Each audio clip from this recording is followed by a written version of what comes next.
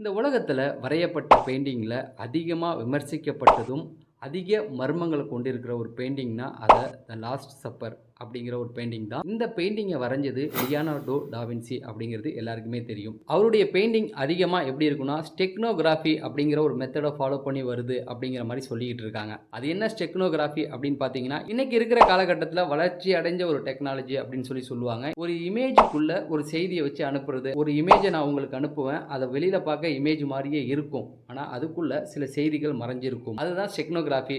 இதுக்கெல்லாம் விதை போட்டது யாரு அப்படின்னு பார்த்தீங்கன்னா, லியோனார்டோ டா வின்சி. அவருடைய பெயிண்டிங் எல்லாமே இப்படிதான் இருக்கும். ஒரு பெயிண்டிங் வரைஞ்சிருப்பாரு. மேலோட்டமா பார்த்தா அது ஒரு பெயிண்டிங் மாரி தெரியும். ஆனா, உத்து பார்த்தா நெறைய சீக்ரெட்ஸ் ஒளிஞ்சிருக்கும் அப்படிங்கிற மாரி சொல்லுவாங்க. இவருக்கும் 500 வருஷத்துக்கு முன்னாடியே ராஜராஜன் அத பண்ணிட்டாரு. அத நம்ம வேற ஒரு வீடியோல பார்க்கலாம். ஃபர்ஸ்ட் இந்த பெயிண்டிங் உடைய கான்செப்ட் என்ன அப்படிங்கிறத நான் உங்களுக்கு தெளிவா சொல்லிடுறேன். கிறிஸ்தவர்களுடைய புனித நூலா இருக்கிற பைபிள்ல சொல்லப்பட்ட ஒரு விஷயம். ஜீசஸ் கிரைஸ்ட் இறக்க போறதுக்கு முந்தின நாள். இன்னைக்கு அத புனித வெள்ளி அப்படின்னு சொல்லி கிறிஸ்தவர்கள் கொண்டாடிக்கிட்டு இருக்காங்க. அதுக்கு முந்தின நாள் ஜீசஸ்க்கு முன்பே தெரியும் நம்ம சிலுவையில் அறைந்து கொல்லப்பட போறோம். அப்ப தன்னுடைய சீடர்கள்ட்ட எல்லாம் விடைபெறதுக்காக இரவு எல்லாருமே சந்திக்கிறாங்க. அங்க ஜீசஸ் சீடர்களோட உணவு மட்டும் அருந்தல, அவங்களுக்கு சில விஷயங்களை சொல்லி கொடுக்கிறாரு. என்ன அப்படின்னு பாத்தீங்கன்னா, நீங்க எல்லாருக்கும் முதலாளியா இருக்கக்கூடாது, நீங்க ஒரு வேலையாளா இருக்கணும் அப்படிங்கிறத உணர்த்தும் விதமா அந்த சீடர்களுடைய பாதங்களை கழுவி அந்த பாதங்களுக்கு முத்தமிட்டு அதுக்கப்புறம் அவங்க நாட்டு பாரம்பரியப்படி அந்த இரவு உணவை அருந்துறாங்க.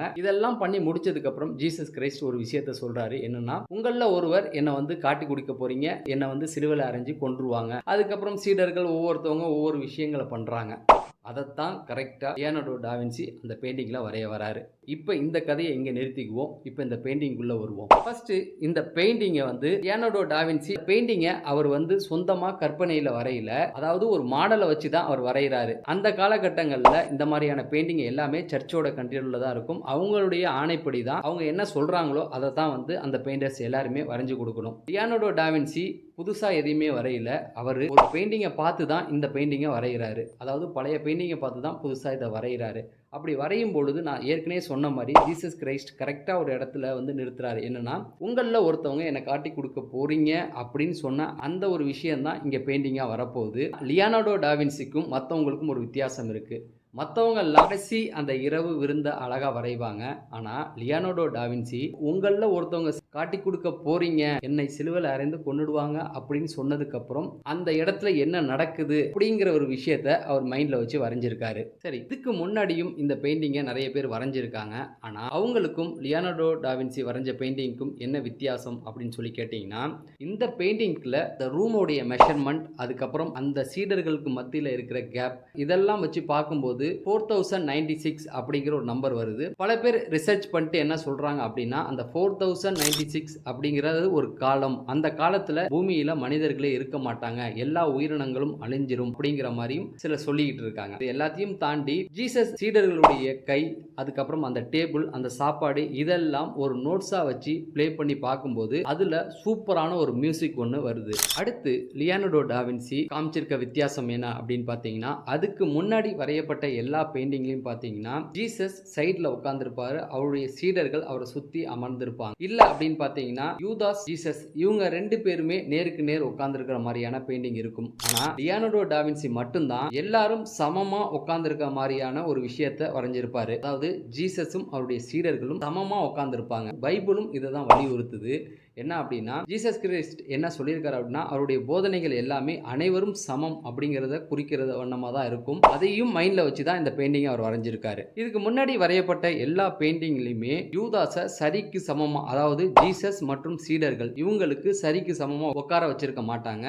அந்த பெயிண்டிங் எல்லாத்தையும் எடுத்து பார்த்தோம்னா சீடர்களும் ஜீசஸும் ஒன்னா இருப்பாங்க, யூதாஸ் மட்டும் தனிச்சு இருப்பாரு. ஆனா இந்த பெயிண்டிங்ல மட்டும்தான் லியோனார்டோ டா வின்சி யூதாஸையும் மற்ற சீடர்களோடு ஜீசஸோடு அமர்ந்திருக்கிற மாதிரி வரைஞ்சிருப்பாரு. அதாவது ஜீசஸ் யாரையும் பாகுபாடு பார்க்கல அப்படிங்கிறத, அவர் தப்பே செய்திருந்தாலும் அவர் மேல அவருக்கு கோபம் இல்லை அப்படிங்கிறத வலியுறுத்துற வண்ணமா அதை வரைஞ்சிருப்பாரு. அதே சமயத்துல லியோனார்டோ டா வின்சி யூதாஸை வேறு ஒரு விதமா வித்தியாசம் பிரிச்சு காமிச்சிருப்பாரு. அந்த பெயிண்டிங்கை நல்லா பார்த்தீங்கன்னா எல்லாருமே வளர்ச்சி அடைஞ்ச மாதிரி இருப்பாங்க. ஆனால் யூதாஸ் மட்டும் கொஞ்சம் குள்ளமாக இருக்கிற மாதிரி காமிச்சிருப்பாரு. இதில் என்ன சொல்ல வரார் அப்படின்னு பார்த்தீங்கன்னா, யூதாஸ் வந்து குள்ளம் கிடையாது, அவரும் வந்து ஹைட்டாக இருக்கிற ஒரு மனிதன் தான். ஆனால் இந்த பெயிண்டிங்கில் அவரை குள்ளமாக காமிச்சிருக்கிறதுக்கு என்ன அர்த்தம்னா, அவன் வந்து கீழே விழுந்துட்டான், அவனுடைய தரத்தை அவனே தாழ்த்திக்கிட்டான், ஜீசஸ் அவன் காட்டி கொடுத்து தன்னுடைய தரத்தை அவனே தாழ்த்திக்கிட்டான் அப்படிங்கிறத சொல்ற வண்ணமா மற்றவங்க எல்லாத்தையுமே ஹைட்டாக காமிச்சிருப்பாரு, யூதாஸை மட்டும் கொஞ்சம் குள்ளமாக காமிச்சிருப்பாரு. அடுத்து மற்ற பெயிண்டிங்கில் பண்ணாத லியோனார்டோ டா வின்சி இதில் என்ன பண்ணியிருக்காரு அப்படின்னு பார்த்தீங்கன்னா, மற்ற பெயிண்டிங் எல்லாத்துலேயுமே பார்த்தீங்கன்னா ஜீசஸ் அவரை சுற்றி இருக்கிற அவருடைய சீடர்கள் எல்லாருக்குமே பார்த்தீங்கன்னா தலையில் ஒளிவட்டம் இருக்கும். ஆனால் இந்த பெயிண்டிங்கில் லியோனார்டோ டா வின்சி யாருக்குமே வந்து ஒளிவட்டத்தை கொடுத்துருக்க மாட்டார் தலையில். ஆனால் இந்த பெயிண்டிங்கில் ஜீசஸ் கடவுள் அப்படிங்கிறத குறிக்கிற வண்ணமாக அவருக்கு பின்னாடி ஒரு ஜன்னல் இருக்கிற மாதிரியும் அதுலேருந்து கொஞ்சம் வெளிச்சம் வர மாதிரியும் ஜீசஸை மட்டும் மறைஞ்சிருப்பார். ஆனால் மற்ற எந்த சீடர்களையும் கடவுளுடைய இடத்துக்கு கொண்டு போகலை அப்படிங்கிறது தான். ஆனால் மற்ற பெயிண்டிங்கில் எல்லாத்துக்கும் ஒளிவட்டம் தலையில் இருந்தாலும் யூதாஸுக்கு மட்டும் இருக்காது. ஏன்னா யூதாஸ் வந்து தப்பு பண்ணிட்டான், ஜீசஸையே காட்டி கொடுத்துட்டான் அப்படிங்கிறதுனால மற்ற பெயிண்டர்ஸ் யாருமே யூதாஸுடைய தலைக்கு ஒளிவட்டம் கொடுத்துருக்க மாட்டாங்க. அடுத்து பார்த்தீங்க அப்படின்னா எல்லா பெயிண்டிங்கிலும் இருக்கிற மாதிரி தான் இதுலேயும் அவர் வரைஞ்சிருக்காரு.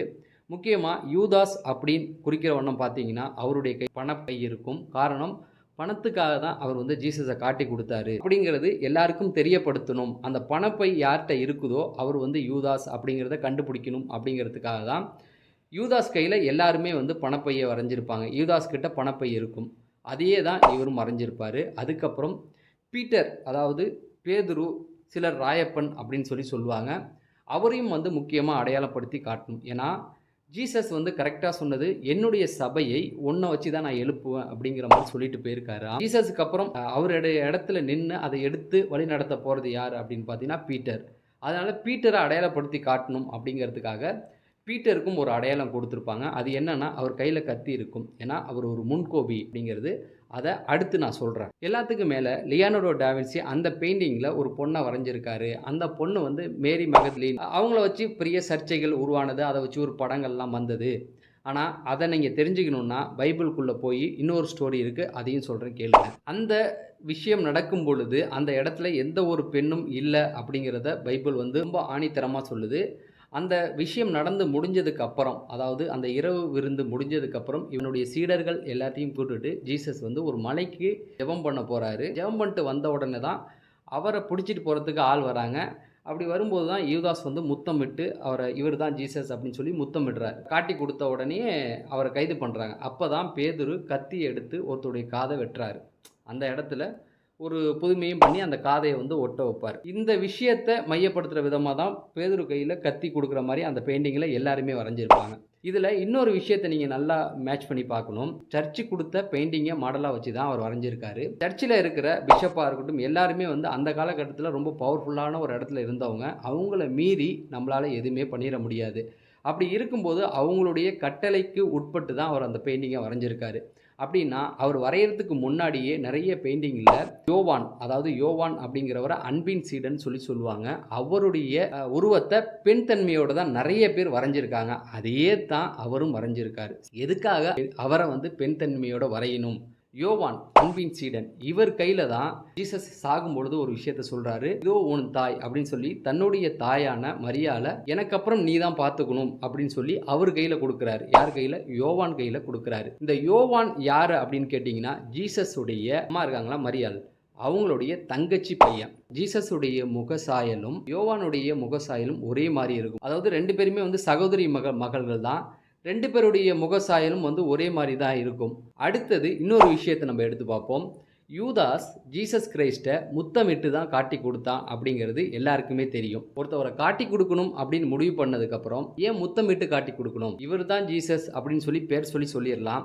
இல்லை இந்த உடையில் இருக்காருலே அவர் தான் ஜீசஸ் அப்படின்னு சொல்லிடலாம். ஆனால் அதெல்லாம் பண்ணாமல் யூதாஸ் ஜீசஸை போய் முத்தமிட்டு காட்டி கொடுக்குறான். முத்தமிட்டு காட்டி கொடுக்கறதுக்கு அர்த்தம் என்ன அப்படின்னு பார்த்தீங்கன்னா, எப்போதுமே ஜீசஸ் கூட யோவான் இருப்பார். அவர் எங்கே போனாலும் அவர் கூட யோவான் இருப்பார். ஜீசஸோடு உருவ ஒத்துமை அவர் டீம் இருக்கும். ரெண்டு பேருமே பார்க்க ஒரே சாயலில் இருப்பாங்க. அதனால தான் யூதாஸ் ஜீசஸை முத்தமிட்டு காட்டி கொடுக்குறார். ரெண்டு பேருடைய உருவ ஒற்றுமை ஒரே மாதிரி இருக்கிறனால மாறி அவரை கைது பண்ணிடக்கூடாது, ஜீசஸ் நினச்சி யோவானை கைது பண்ணிட்டு போயிடக்கூடாது அப்படிங்கிறதுக்காகவே தெளிவாக போய் முத்தமிட்டு காட்டி கொடுக்குறாரு. தன்னை காட்டி கொடுத்து சிலுவையில் அறைய போகிறாங்க அப்படிங்கிறது ஜீசஸ்க்கு முன்னாடியே தெரியும். அதனால தான் இந்த லாஸ்ட் சப்பர் அப்படிங்கிற ஒரு விஷயமே அங்கே நடக்குது. என் தம்பியான யோவானை தன்னன் நினச்சி ஜீசஸ் நினச்சி கைது பண்ணிடக்கூடாது அப்படிங்கிறதுக்காக அவர் மாறு இடத்தில் இருந்ததாகவும் சில மத போதகர்கள் சொல்கிறாங்க. உங்களுக்கு என்ன தோணுது அப்படிங்கிறத கமெண்ட் செக்ஷனில் சொல்லுங்கள். நம்ம வேறு ஒரு வீடியோவில் சந்திப்போம். நன்றி, வணக்கம்.